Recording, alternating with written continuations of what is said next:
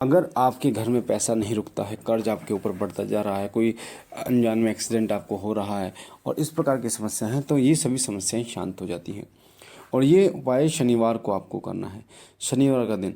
अब ये जो एक्सीडेंट होते हैं, कर्ज चढ़ रहा है, ये सब जो है या तो ग्रहों का प्रभाव होता है, या पितरों का प्रभाव होता है, या आपके पिछले जन्म के कर्म होते हैं, जिन कर्मों का जो भोग है आपको इस जन्म में भोगना पड़ता है। तो ये जो गोला तैयार हुआ है, ये जो भोग तैयार हुआ है, ये भोग आपके पितरों को भी शांत करता है, ये भोग ग्रहों को भी शांत करता है, ये भोग आपके पिछले जन्म के जो भी कर्म रहे हैं उनको भी काटता है।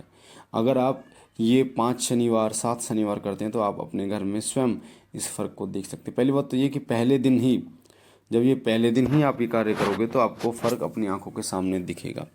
क्योंकि जो चींटियाँ होती हैं ना, चींटियाँ जब इसको खाती हैं तो वो आपके प्ररब्ध को खाती हैं, जो आपका बुरे कर्म होते हैं उनको नष्ट करती हैं। वो चींटियाँ जो होती हैं, आपके द्वारा जो दान दिया जा रहा है ना, ये दानों में महादान कहा जाता है। और इस प्रकार गोले के अंदर ये जो बूरा या खांड और घी, जो पंचमेवा का जो मैंने आपको तरीका होता है, ये बड़ी बड़ी आत्माओं को, बड़ी बड़ी देवताओं को तृप्त करने में सक्षम होता है।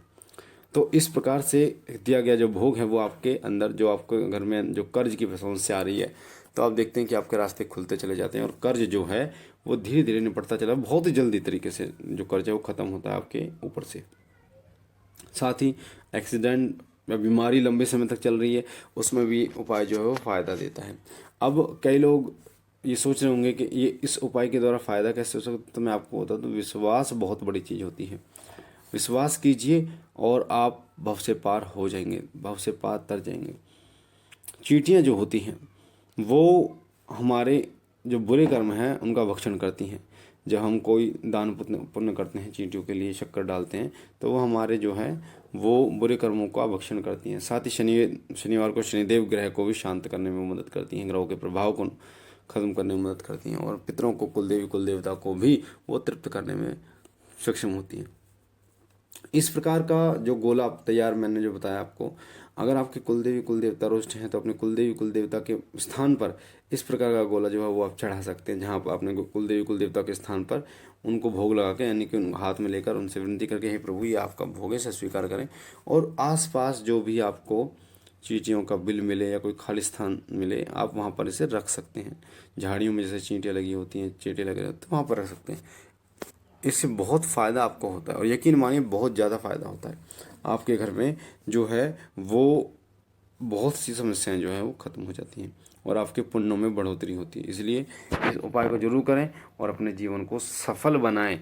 ये तरीके जो होते हैं ये बहुत ही कम लोग, पहली बात तो बताते हैं, बहुत ही कम लोग इन पर विश्वास करते हैं, क्योंकि हमने इनको किया है तो हम आपको ये बता रहे हैं।